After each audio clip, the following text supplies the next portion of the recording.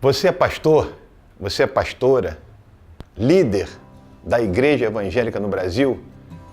Assista o que eu tenho a dizer nesse vídeo, que reúne 30 anos de experiência pastoral. O que eu aprendi? Primeiro, as pessoas entram na igreja não procurando Jesus, elas entram procurando o pastor. E por que isso acontece? Porque é muito mais fácil lidar com o pastor do que lidar com Jesus. E o que o pastor tem que fazer? O pastor tem que apresentar Jesus para as pessoas que não querem Jesus e querem ele. Quando o pastor não percebe isso, a vida do pastor fica uma confusão só. Porque o pastor, no decorrer da caminhada, ele vai se achando, se comparando a Jesus. E isso é muito ruim para a vida dele, porque sobre ele pesa uma carga que não é para ele levar. E as pessoas iludidas que ele é Jesus, começam a cobrar excessivamente dele aquilo que ele não pode dar. Daí uma grande quantidade de pastores estressados, deprimidos, chateados, muitos que abandonaram no meio da caminhada porque não aguentam o pesado fardo de serem Jesus. Então o que eu quero dizer para você, pastor jovem, pastora jovem, líder jovem da Igreja Evangélica no Brasil? Todos que entrarem na sua igreja, todos que te procurarem, todos que você for evangelizar, apresenta Jesus. Você é apenas o canal para que eles conheçam o Senhor e o Salvador Jesus Cristo. É simples. Isso vai fazer um bem a você, vai fazer um bem à ovelha e vai fazer um bem enorme à igreja no Brasil. Uma segunda coisa que eu aprendi rapidamente, as pessoas não se motivam em Deus como Senhor. Elas se motivam em Deus como um Deus que está a serviço dos seus caprichos. E isso é terrível. Por quê? Porque as pessoas buscam um Deus para satisfazer as vontades delas. E aí o que o pastor tem que fazer? O pastor tem que apresentar Deus como Senhor, Jesus como Senhor, o Espírito Santo como Senhor. Ainda que isso atinja frontalmente as vontades, os desejos das ovelhas. O pastor não pode ser facilitador de ilusões. Ele tem que ficar naquilo que Deus chamou ele para fazer. Não esqueça, as pessoas, quando entram na igreja, elas querem que Jesus possa satisfazer as vontades delas. Não entre nesse erro. Fique com o Senhor, apresentando Ele sempre como Salvador, como soberano, como aquele que tem uma palavra que, na maioria das vezes, irá contra as vontades e os desejos daquelas pessoas. Uma terceira coisa que eu aprendi nesses 30 anos de ministério é que as pessoas, elas preferem muito mais leis do que a graça. Elas procuram a liderança, o pastorado, perguntando o que elas precisam fazer para receber a bênção. O conceito da graça, a doutrina da graça, a teologia da graça, não agrada a maioria das pessoas. Elas querem ter mérito no processo, querem ser merecedoras daquilo que receberam. Na verdade, elas querem dizer para todo mundo que Deus abençoou ela porque elas foram muito justas, muito legais, muito leais dentro de uma composição de leis. Você, como pastor, você tem que dizer para todos o tempo todo que o Evangelho é o Evangelho da graça, que a salvação é pela graça, que a sustentação da vida é graça pura de Deus, que o nosso trabalho é fruto da graça de Deus nos dando condições de trabalharmos. Não existe mérito na doutrina cristã. Então, não entre nesse caminho de criação de leis para agradar aquelas pessoas, para que elas se sintam depois muito honradas porque fizeram o papel certinho. Pregue a graça. Nunca esqueça da pregação e da mensagem da graça. O quarto ponto é assustador.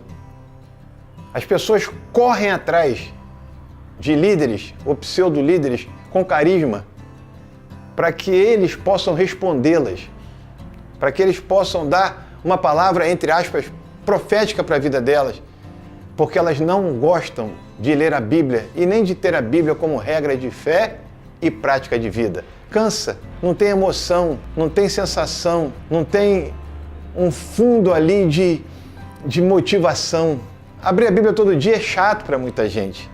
Cuidado, você que é um líder, um pastor, uma pastora jovem, muita gente vai te procurar querendo te transformar num grande líder carismático, numa pessoa que revele tudo para elas, que fale tudo para elas.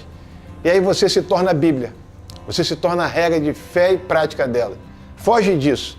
Apresente sempre a Bíblia como regra de fé e prática. E fuja desse personalismo, fuja desse emocionalismo, fuja desse caminho que tem produzido muita loucura no nosso meio.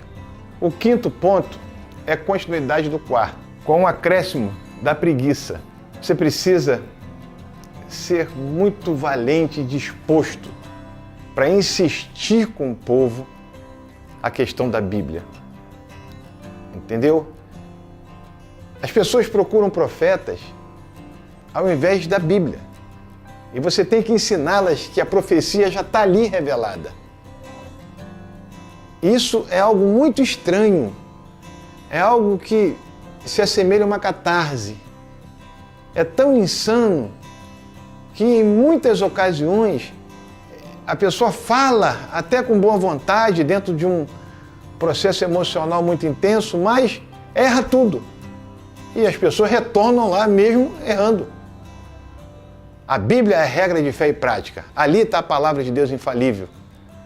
Pastor, pastora, líder dessa nova geração, jovens, líderes da igreja. Sejam mestres na palavra, anunciadores da verdade que está ali já definida no cânon sagrado. Não abram mão disso em tempo algum. Sexto ponto. Muitos são mestres em dar opiniões na vida alheia e são analfabetos na misericórdia. As pessoas facilmente, pastores, pastoras e líderes, não esqueçam isso, as pessoas facilmente esquecem de onde saíram. E no meio evangélico, no meio da igreja, tem um senso de justiça muito aguçado pela vida dos outros. Mas para elas, elas querem perdão e misericórdia o tempo todo. Então saiba que você está lidando com gente como você, como eu, como todo ser humano, gente difícil, gente complicada, gente que constantemente precisa ser lembrada de onde saiu. E nós não podemos formatar uma igreja mestre no juízo, mas simplória na misericórdia. Porque todos nós recebemos de Deus misericórdia. Então, pastor, pastora, líderes, sejam misericordiosos, sejam piedosos e procurem tratar a todos, nunca esquecendo de onde vocês saíram. Sétimo ponto. As pessoas, na sua maioria, elas percebem o pastor como um empregado das suas vontades, e não como um pregador do evangelho, não como um conselheiro, não como um mestre, não como um evangelista, empregado das vontades delas. E aí joga uma pressão enorme na vida do pastor, exige uma perfeição. Mulher do pastor sofre muito, os filhos vivem sob pressão, sofrendo psicologicamente intensamente em relação a isso. O pastor não pode fazer quase nada. Me lembro que há uns 18 anos atrás eu estava correndo, eu me exercito sempre, estava correndo, faz bem à minha saúde. Um irmão parou o carro e falou assim: "Ei, pastor, que vidão, hein? Um dia eu vou ter uma vida como essa." Dando a ideia de que eu não trabalho, de que eu corro pela manhã nas ruas. E ele não, ele tem que pegar o carro dele e ir para uma empresa. Essa é a visão que as pessoas têm do pastor como empregado. E uma exigência de perfeição horrorosa. Pastor, pastora, líderes, jovens da Igreja Evangélica Brasileira, sejam vocês. Trabalho e descanso é o ritmo de Deus. Vocês são vocacionados primeiramente por Deus. Então sempre ensinem isso à igreja. Sempre passe isso para a igreja, que vocês vivem debaixo de uma liberdade concedida por Deus, uma liberdade responsável para exercerem as suas funções, mas não caiam nessa pressão horrorosa, anticristã, antibíblica, de perfeição. E nem anulem seus filhos, passando uma imagem para todos que seus filhos são certinhos, perfeitos. Deixem eles viverem a vida deles como seres humanos. E orem por eles. Dê tranquilidade à sua esposa, ao seu marido, para que eles não sejam ali apenas boneco de satisfação de um povo que só se interessa pelo líder domingo pela manhã e domingo à noite. Nunca esqueçam isso. 8º ponto. Uma grande parte da igreja querem novidade o tempo todo. Querem uma luta, uma briga do bem contra o mal. Uma grande parte, mesmo sem você ensinar, e eu tenho certeza que vocês não ensinam isso e nem ensinarão, a maioria é formada em capetologia. Só falam do demônio o tempo todo, tudo é demônio. E vivem nessa tensão da luta do bem contra o mal, do bem contra o mal, do bem contra o mal, o tempo todo. O tempo todo. Não consegue encontrar satisfação somente em Deus. Continue pregando a palavra. Continue anunciando o reino. Continue pregando a missão. Continue pregando os valores cristãos. Amor, hospitalidade, compaixão, piedade, salvação, poder do Espírito Santo. Não caiam nessa. Muitos pastores me procuram desesperados, dizendo: pastor Amis, eu não aguento mais inventar coisas para a minha igreja. Eu não aguento mais lidar com um povo mimado daquele que todos os cultos eles querem novidade. Fique com a palavra. Saia fora disso. 9º ponto. Pastores e pastoras jovens dessa igreja maravilhosa brasileira. Muitos são convertidos, muitos são membros maravilhosos, pessoas extraordinárias, companheiros, solidários, parceiros, ajudadores, colaboradores, intercessores.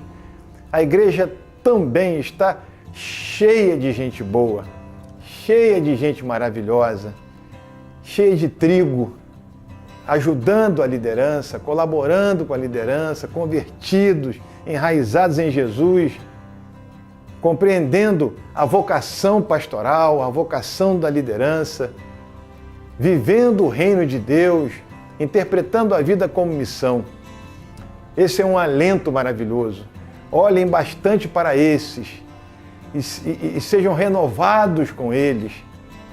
Vivam intensamente uma alegria vocacional junto dessa turma.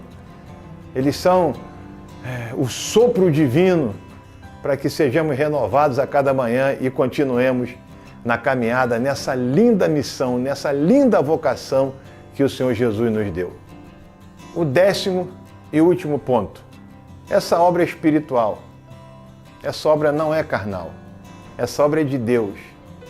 Entenda isso, ela não é sua. Você foi chamado para viver uma vocação dada por Deus para realizar a obra que é de Deus. Então ela é profundamente espiritual. E aonde você vai se renovar, pastor, pastora, líder dessa nova igreja, dessa nova geração? Em Deus. Ali você vai ser renovado, você vai ter alegria, você vai adorar e vai ter o privilégio, o prazer de compreender a cada manhã que você está dentro de um projeto de Deus para a eternidade.